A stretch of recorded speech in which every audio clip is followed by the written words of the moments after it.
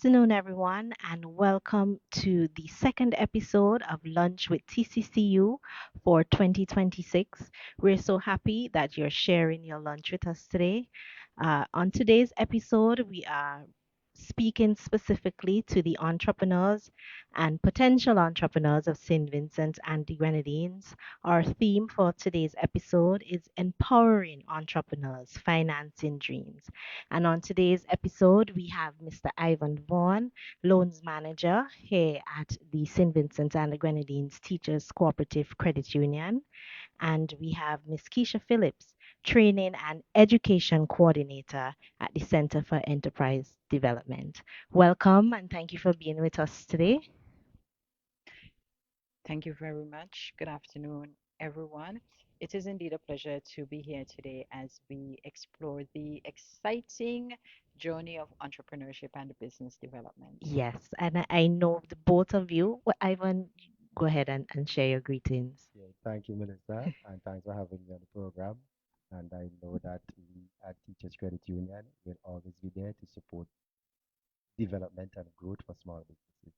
Okay, great. And I know I'm excited because between the two of you, I know you have a lot of knowledge to share with our viewers today. So we're gonna jump right into things.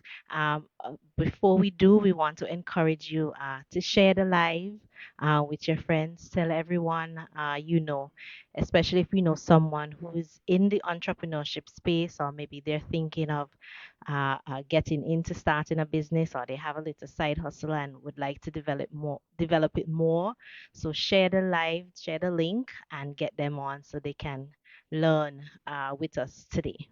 So Miss Phillips, I'm going to start with you.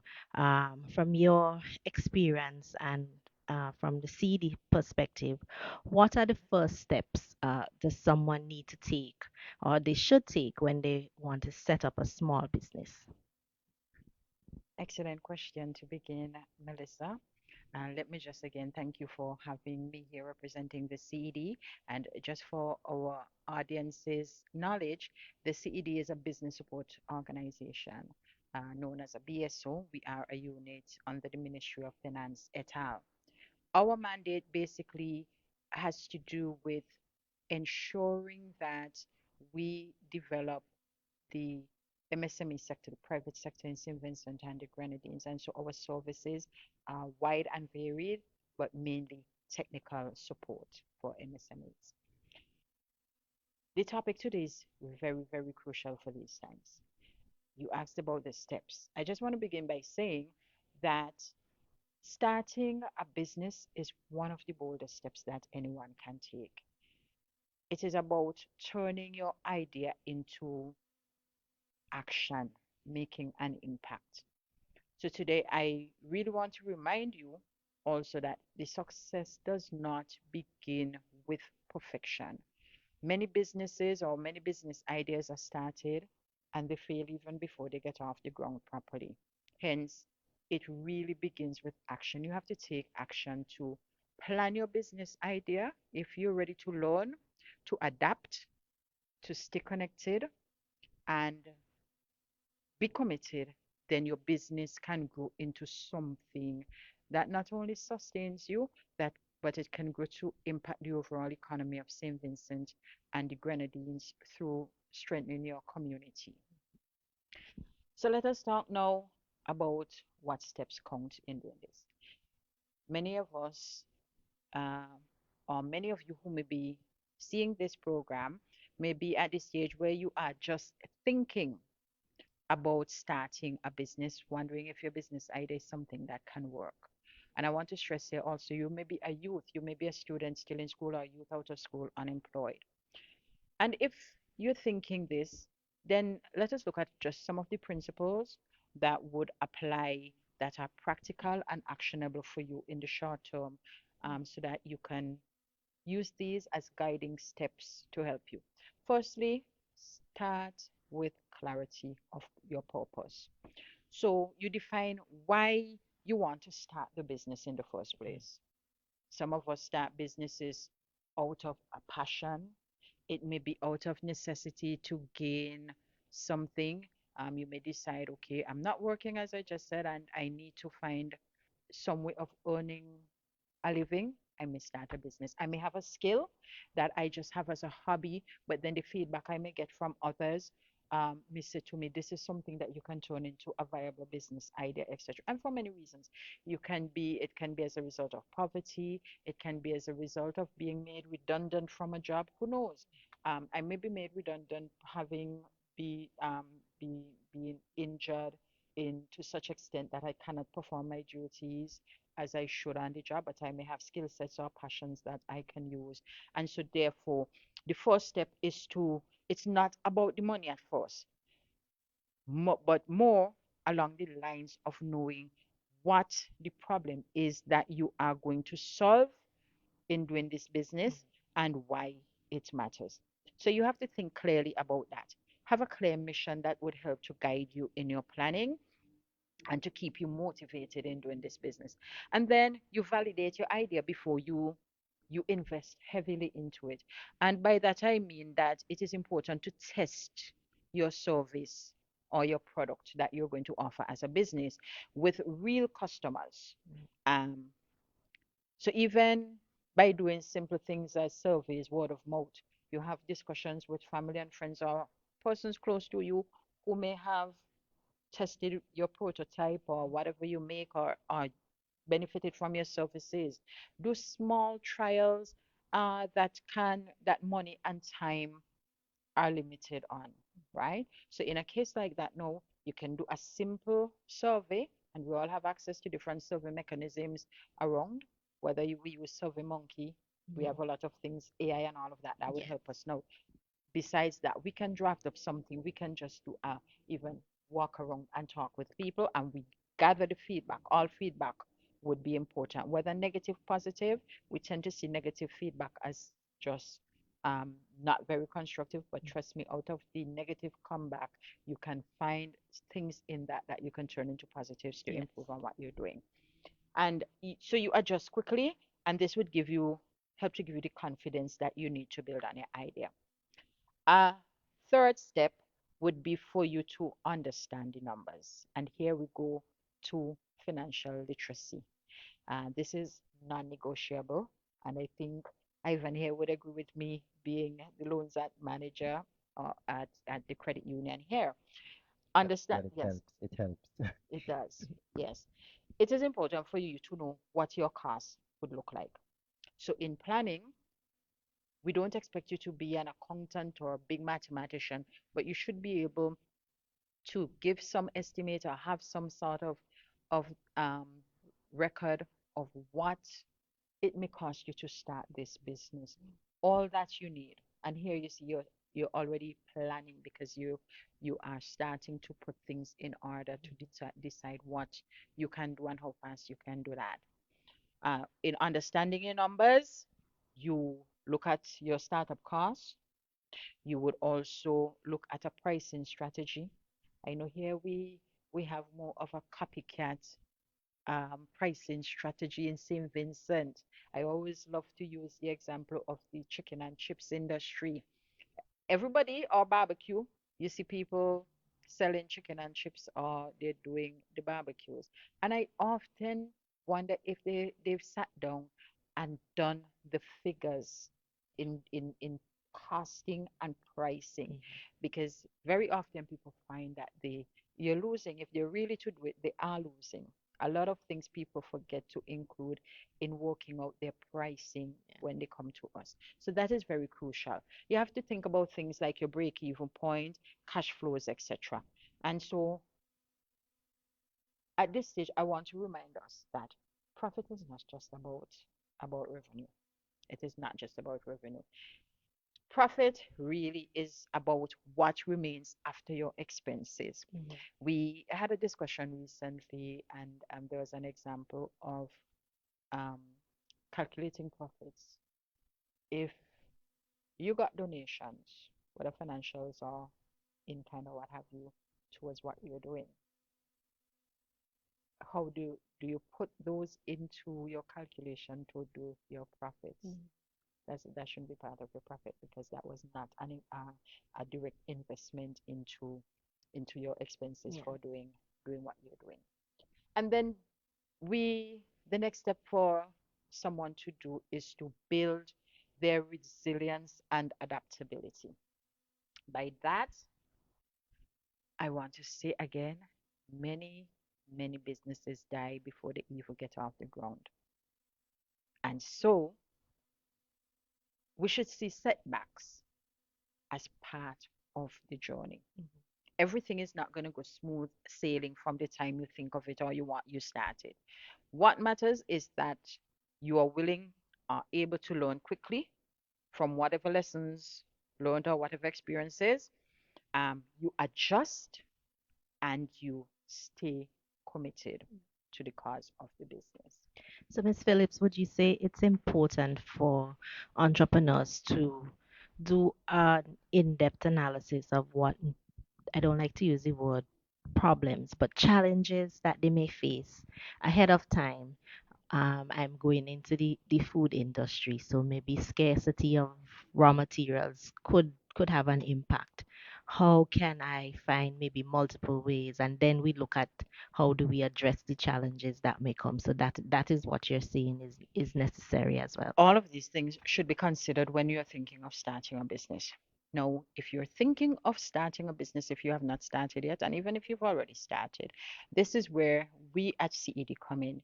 You simply contact us for a business consultation, which is a free service, and persons can come in with their ideas or whatever challenges they're facing, and they get to sit with one of our business development officers who would be able to discuss with them confidentially and guide them on whatever their business idea is or whatever challenges they're faced with. Just this week, under one of our projects, we had what we call two business clinics, one in Mesopotamia, one in Georgetown.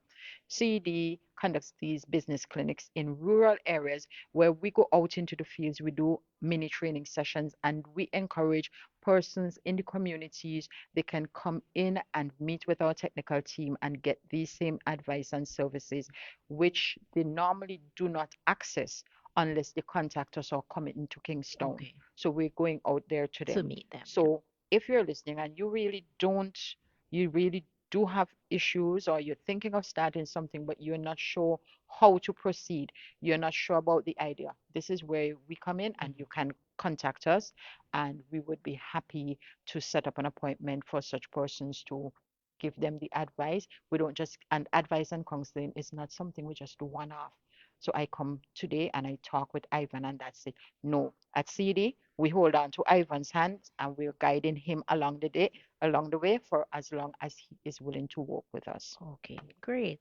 So I'm certain our viewers are entrepreneurs who may not have known that this service is available, because I'm certain there are so many persons who have small businesses or well, not medium, medium businesses, enterprises who may need assistance, but they just don't know where they can turn to. So it's good that you guys are willing to work with persons at where they are. Melissa, that is good. You know, most times when we think of starting a business or we're starting, we tend to think that money is the first and most important thing that we need. But with us at CD, we encourage you to get it right from the beginning. So organizations like ours and this very program that you're doing is a very, very important one because it helps to sensitize them on what they need to do, right? I was just speaking about the various steps that they would need to think about. Besides coming to business support organizations like CD, they would need to also leverage whatever networks they have if they have them because we all networking, meeting people there every day, but sometimes we do not realize that we are. You can think about things as if you're a young person too, as mentorship. There may be persons in business or elsewhere within your community who you can approach to help to mentor you to see you through getting this business set up and started. Um, they have to think later on about things like branding and storytelling Mhm. for their business and support and all of that. And then look at the balancing their ambition with discipline, because with doing your own business, it comes with a lot of discipline and sacrifice Yes. that we have to be willing to to um to accept and to walk around. Okay, great. Now, Mr. Vaughn, um, Miss Phyllis has touched on something and she brought up how persons think of the financing. That's the first thing they go to. From a financial perspective, being the loans manager here at the Teachers Cooperative Credit Union, can you tell us what are the financing options we have available for businesses? Thanks, Melissa. Mm. First of all, I want to thank Ms. Phillips for such a informative discussion and presentation on business and small business Thank you, Ivan. development, right? At Teachers Credit Union, we offer various types of financing. We have at least four different products, loan products that to assist members with whatever they need to do, right, in terms of their business development. But the most uh, important Mm. criteria for members to understand is that you have to be a member of the Teachers Credit Yes, Union before you can even think yes, of applying for it, yes. So you right? have to So be a member. you have to be a member, And before right? you go on, also want to highlight that we do offer business accounts at the credit union. So if you have a business, and we'll touch on the process of registering your business, you can come into the credit union and open a business account here. But proceed as well. Yeah. Continue. So I would start off with the startup business, right? For startup business, what we have is what is called a microloan, and that loan goes to a maximum of $15,000, right? For persons who are willing to start up with any type of small business, right? Of course, you have to have 30% of the amount that you are looking at invested in shares, Okay. right, as a capital investment, right?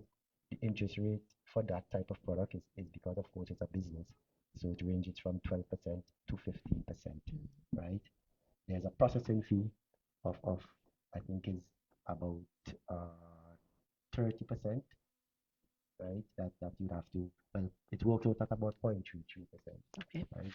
Or 1% of the business. But sometimes based on this amount that you want, we will charge you $100 a fixed processing fee, right? On that type of business. So that is what we do for a startup business. Okay. And if you want to do like a small expansion on your business, you can also tap into that The product, right? microfinance. Into the Okay. microfinancing product. We have another product that is tailored specifically to farmers, Hmm. which is our agriculture loan product, right? That again goes up to $20,000, right? You have to have about 10% in your shares in order to access that product. You have to be a member for at least or have paid up for 3 months Okay. in your shares account, right? Or you can join for at least 1 month before you can apply for this product, right? The product maximum period runs for 4 years, right? So that you can structure your repayment based on your income. Because most, as you know, most farmers would have to wait a certain time Hmm. before their products mature and so on. So we extend it up to 4 years to accommodate the harvesting and the planting periods Hmm. for these type of persons, right? We also have the equity Okay. mortgages, which deals with bigger loan demands, bigger demands for, well, businesses who want more money, like says 200,000 above. But with equity financing, of course, we are asking you to bring your property, Right. right? Okay. The input is really just 5% of the amount that you would Okay. need. And of course, when some persons take on that, other persons kind of shy away. Hmm. But chances are what we have a supportive system in ECPGC that gives us financial backing for loans of great magnitude. So just Right. in case we can't really take on or we don't want to take on that risk, we have like a lender of last resort who backs us through ECPGC, Okay. right? So that Great. we have that support system for those bigger type of Mm. mortgages or bigger type of business loans Business going loans. forward, right? And then of course we have the general business loans for like the purchase of taxi and motor vehicles and that sort of stuff, Okay. right? So we use bidder sales for on passenger vans Hmm. or taxi services or any type of business that you have that captures. We end up to, I think it's a 30% exposure. Well, when we say exposure, we mean impairment, which is Yes. outside of what you have in shares Yes. as a maximum, and or the collateral if you don't have the collateral cover, All right. right? So that is what we do for So when the it comes to loans that we financing. offer, you can use your required percentage in shares or your savings to act as collateral, or if you want to borrow a larger amount, we have the equity. You can use property to act as the security. Correct. Correct. Okay, great. Another question for you. Um, you mentioned some of those requirements that we have in terms of how long you have to be a member, etc. But what sort of documents do you require um, the business owner to submit to you in order to assist them in whether it is they want to start up or if they're looking to expand their business? Well, one of the most important documents that business owners have to present, it's your business plan. You must, of course, come with a business plan. You have to prove that you have a revenue stream in terms of a bank. Either you have a bank statement to show that your business is well, that's for those businesses that are in operation, Yes. right? So you'll have to show a bank account or some method of proving what your income and expenditure is. It's for to access this loan. Of course, the collateral, as I said, you have to have the inputs and so on. But generally, the critical document would be your business plan and proof of income. Proof of income. Yeah.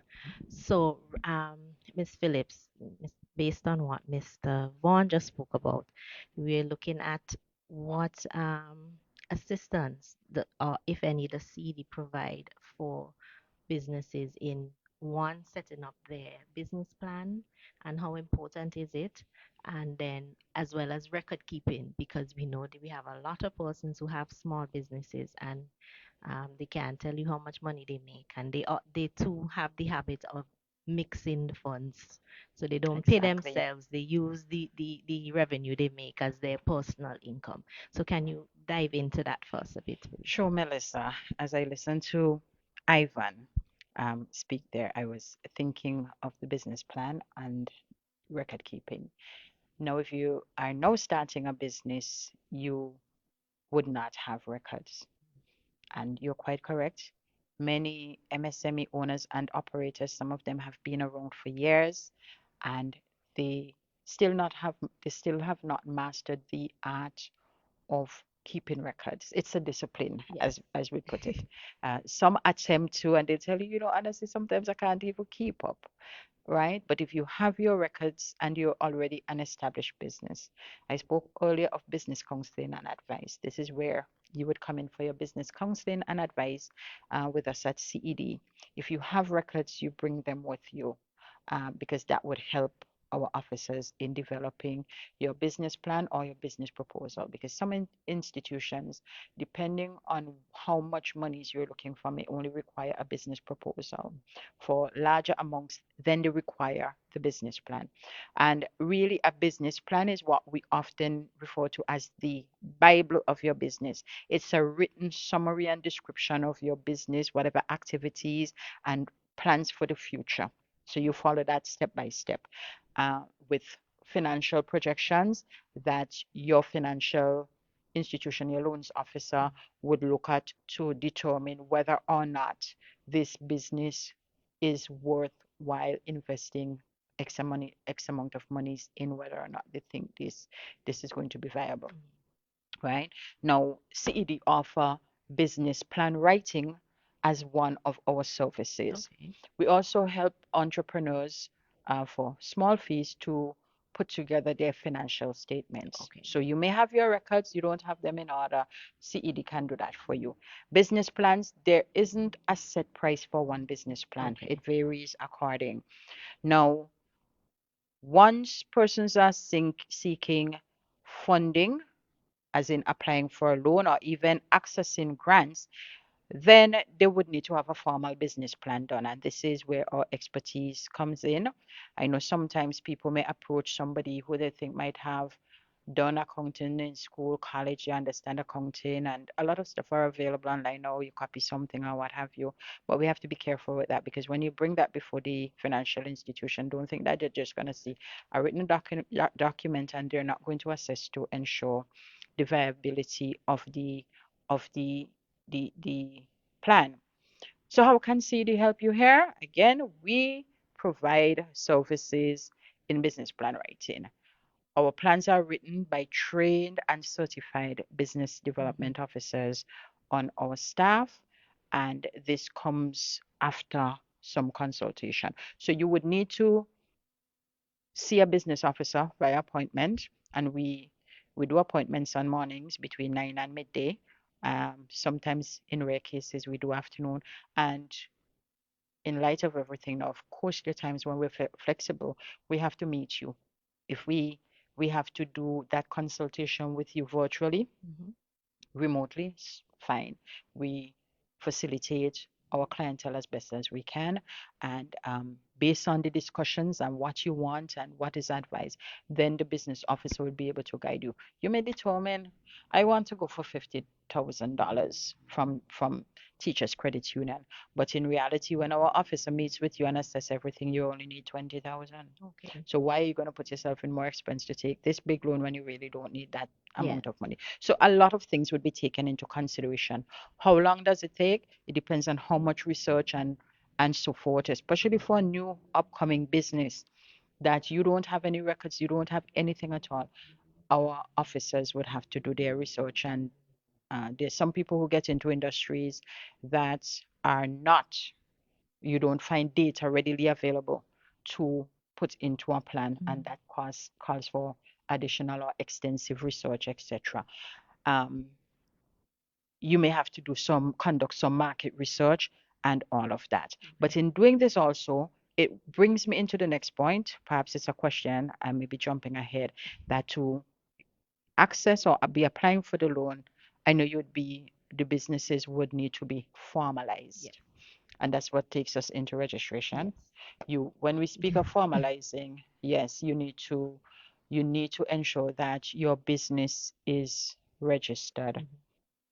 I know you have more questions Yeah. No, on no, that. So please you go want me to ahead proceed? and proceed. Talk about Right. the. Now, when we talk about registering your business, many people fear that when you say registering your business, it means that you would be taxed by the government. And that is not the purpose of registration. You, as a micro, small, even some of the medium enterprises do not even meet the threshold to be paying the taxes. So, formalizing your business means moving from an informal idea into being legally recognized as a business. You have a structured enterprise in place. Formalization of businesses takes place through the Commerce and Intellectual Property Office, SIPO, some people say SIPO, Mhm. and that is where you go. It costs only $250 to register your business.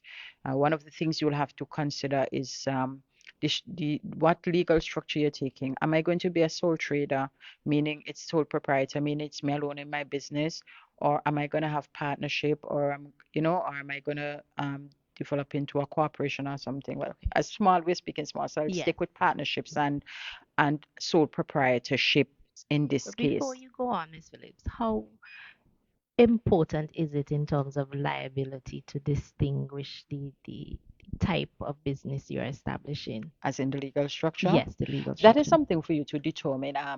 If you remain as a sole trader, then all all benefits, responsibilities, etc., lie on you.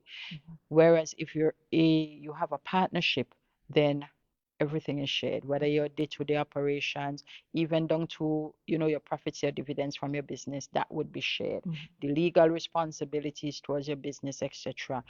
Maybe additional expenses as you go forward because it's two persons in the business, and that way you share Mhm. what have you. But when you are a sole proprietor, it means it's a one-man ship. You have to bear everything, Everything. all expenses, everything like that. Okay. Putting that simplified. Okay. So it all depends on how you want your business to be set up.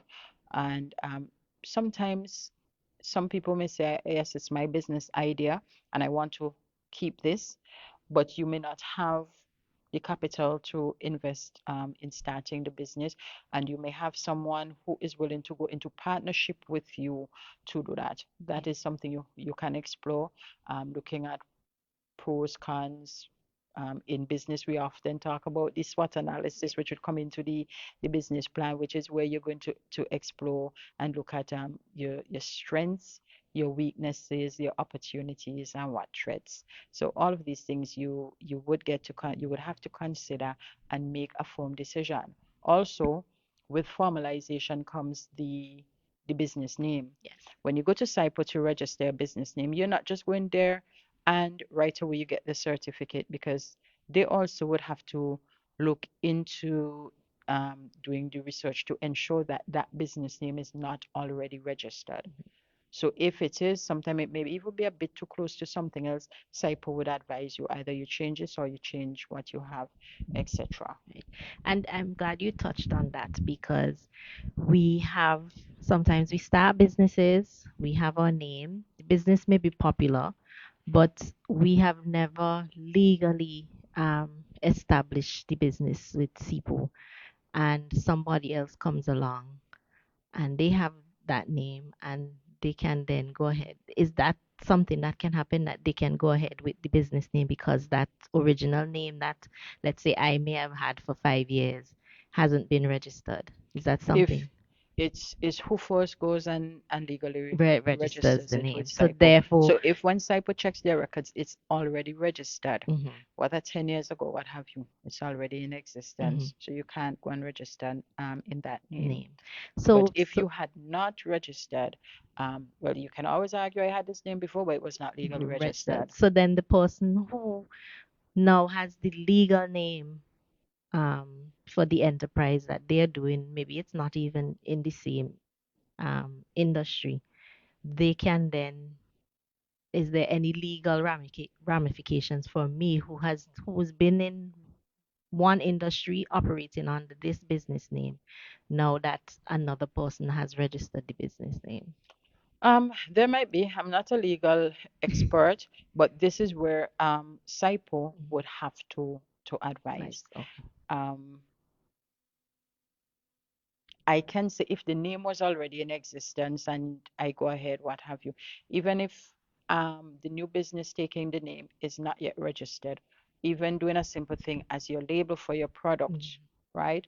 It would become an issue because, hey, this is already a legally registered business name. Yeah. And here you are coming out with a new product or service under this name, even if you're not yet registered at Yes. SIPO, there can be legal ramifications. Okay. So hence why we urge persons to ensure that you create a distinct legal personality, um, as in the name of the business, that would help to limit any personal liability to you and allows the existence of your business beyond you. But again, I stress, if you're uncertain, just check with the Commerce and Intellectual Property Office to get more clarification on this. But please ensure that your name is unique and that it is not already in use by any other entity. Whether it's the same industry or not, it's the name. It's the Okay. name that matters. Mel, if I could jump in because Sure. I like the fact that Miss Phillips, because I was hoping to come back with the SIPO issue. Yeah.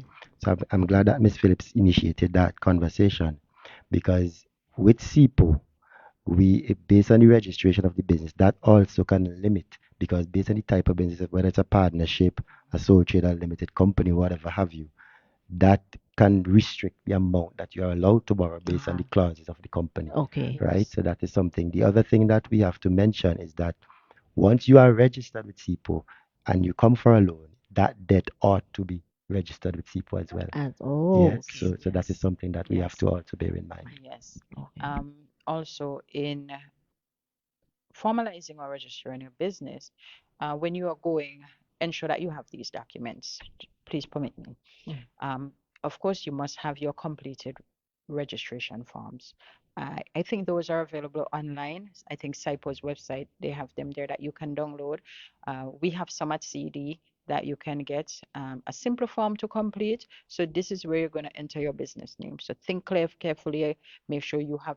Some people might decide I'm just putting something random, and by the time they get to SIPO tomorrow, when to make the formal application, they decide on something else. Think carefully and decide on your business name. And make sure you have the completed application form, proof of identification for you or your co-owners. If it's Mhm. partnership, Yes. you must have identification, articles of incorporation. That is for if it's a company you're registering. Mhm. And you must have your payment for the registration fee. And again, that is $250 upfront. There are things like tax and compliance registration, um, and you can get further information from them on that. Um, some businesses would want to register for payment of tax as they go along. You simply have to visit the Inland Revenue Yeah. Department or the VAT unit. I am not saying that you have to pay VAT because you're not making that sort of money. I Mhm. think the threshold now is what, about $300,000. So you know, as a micro small business, Yeah. but you can there's something called voluntary registration and so forth as you go. These are things. Just go into the Inland Revenue Department slash the VAT unit and have a conversation with them, and they would guide you. So outside of SIPO, um, while it's not necessary at this stage too, I want to mention the Bureau of Standards, the Yes. SPG Bureau of Standards. If you're making products, it is very important that from the beginning you engage with the Bureau of Standards so that they can guide you um, in terms of testing and developing your products. Um, your labeling, there are guidelines, Yes. specific guidelines. We still see some labels around with that do not meet the requirements of the Bureau of Standards. There are many products I see all the time on the streets being sold, not a label. And I always remind persons that there are legal ramifications for not having your products properly labeled. Labeled. When you label, you should have your ingredients, what have you, the guidelines from the Bureau of Standards would tell you. So all of these things, it may sound like a lot, but it is important that you do them. And they're not as difficult as they may sound Yes. because I know for sure the Bureau of Standards, they have a team of of professionals who work closely with persons in terms of getting these things here. And whether it's things like getting your licenses, and it takes me to one of the services that you mentioned you offer, having a business account. Yes. Very, very important. Many businesses today are complaining that, or they can't, they do not have a business account, and the the financial institutions are requiring of them to get a business account open. It's too much, they don't have the records, they don't Yes. have. Hence, again, we see why it's important that we get things right. Record keeping. Yes. Yes, but once you are going to start a business, we advise you from CED, one, make sure that you formalize your business, as in registering your business. And secondly, you get your business plan done and also get a business account set up. See, we come from a culture where everything, as we say, we treat the business, it's ours, yes. Yes. So we treat the monies, everything as our own. We don't keep proper records. Yes. Um, we are developing. The world has changed. The business environment continues to evolve competitively, Yes. and we have to get on board with that. So no longer are financial institutions, uh, any other, sometimes other businesses for you to do conduct business. You need to have a business account. We're doing wire transactions now. We're doing e-commerce transactions. We need to have Yes. You do accounts. need the account. Um, Also, besides that, it's not just about accessing the loans that you need, but even as I said before, grants. Yes. Funding agencies would not release monies to a personal bank account. Yes. It must be in the business's name. Yes. And so it's important that we try to get all of these things done and set up properly from the very beginning. Yes. I'll stay there for now. Okay, great. Mr. Vaughn, if we take into account the credit union difference, because we want to wrap up, persons' um, lunch hours may be coming to an end, and I know the discussion is really good, and we may have to circle back on another episode.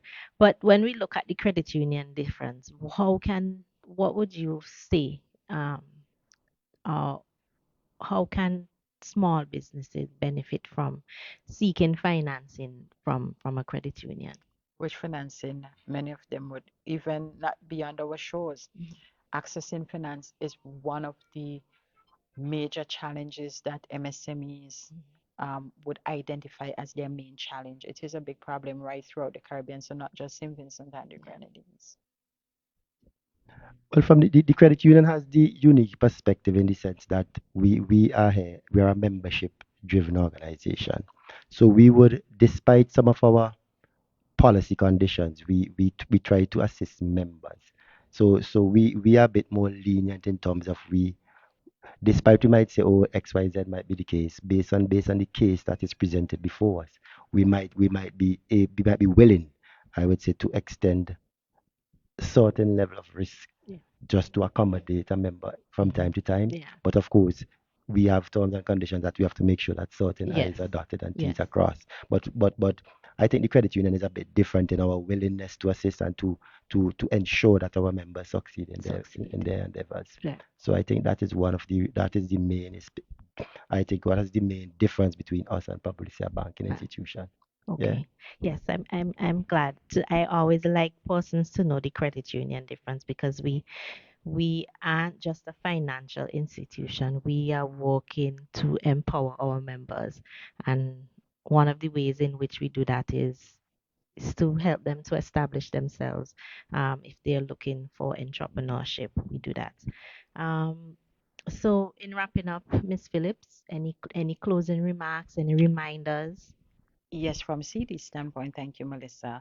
I just want to encourage our viewers or listeners that um, when it comes to starting a business, there are people here to help you. You're not alone. CD is here for you. There are other business support organizations such as the National Development Fund or Investors Virginia St. Vincent, but CED is the agency that is going to take you step by step on your journey. And so you can find us in the Cooperative League building on in Kingston Cooperative League Center, which houses the Kingston Magistrate Court and the Serious Offences Court. And we're open Mondays to Fridays, 8 a.m. to 4 p.m. Um, Besides the business counseling, business plan writing, like I said, our services are wide. I want to mention training Yes. because yes, we get into business. We don't have all the skill sets that we need to own and operate businesses successfully or as efficiently. Mhm. And so we have to develop our skill sets, build our capacities in certain business management skills areas. So we have some trainings. We just completed a session right here yesterday, and we have something else coming up on risk management in early March. And then later, we have a few other things under a climate change action project we're doing with the OAS. We're coming to Georgetown and Mesopotamia the weeks of March 16th to 20th in Mespo and Georgetown, March 23rd to 27th at the NIS Center in Black Point, 1 to 4 p.m., a community program in entrepreneurship development training. Mhm. So I'd love to take this opportunity. If you're hearing us and you're from those areas, contact us and try to get some entrepreneurship training. Yeah. It is very important to help to develop you. But we do have quite a wide range of products coming, trainings coming up in the near future. We have customer service training, we have digital transformation ahead of our hurricane season. We just introduced last year business continuity planning for MSMEs. Mhm. After we've experienced beryl, after we've had the volcanic eruptions, after COVID-19, and the in betweens there, MSME operators need to get on board and ensure that they have a business continuity plan in the event of any disruptions to their Yes. operations. So I would urge persons, if you want more information and you're interested, contact us at the CED 451 or 451 All right. Great. Thank you so much. And Mr. Uh, Vaughn, any closing remarks from the financial perspective? From a financial perspective, I mean, the credit union is set up on the philosophy of people helping people, right? So from that standpoint, we are here to do whatever we can to assist. A business venture makes someone independent because you have to face reality. And the reality is that the private sector or the government cannot provide full employment for everyone. Mhm. And the independence that a business brings is always encouraged because, of course, it has the spill-off of creating additional employment for Yes. persons who are so who cannot make it into the regular system and have a skill set that a business will allow them to grow or thrive in. Yes. Mhm. And so based on our philosophy, we go all out in trying to assist persons who are so inclined so that they can achieve their life's objectives Okay. and achieve self-satisfaction in that sense. All Yeah. right. Great. Miss Phillips, you okay. had something you wanted to I add? just want to conclude by saying that the future is shaped by those who act, So we should act now by taking our first steps. Entrepreneurship is not just about waiting for the perfect moment. It is about starting with what we have, what you have, and growing it step by step. So, on that note, I want to encourage our listeners and our viewers to act now, start taking the first step by contacting us at the CED or reaching out to you at the Teachers Cooperative Credit Union. Thank you so much for having me Yeah, today. thank you. So we have come to the end of today's lunch with TCCU for February. I want to once again thank Ms. Phillips from CED and Mr. Ivan Vaughn, loans manager here at the Teachers Cooperative Credit Union, for being a part of today's session. And if you're an entrepreneur, uh, please, if you're seeking help to start up or expand your business, or you just want to extend your knowledge, please reach out to CED for assistance. And if you're looking to expand, startup, and that financing is an issue, contact us here at the Teachers Credit Union, 457-2947, or you can find information on our website, tccusvg.com, and have a chat with Mr. Vaughn and his staff in the loans department. So thank you so much. I hope you were able to digest the information that we gave you along with your lunch, and we look forward to seeing you next month on another episode of Lunch with TCCU.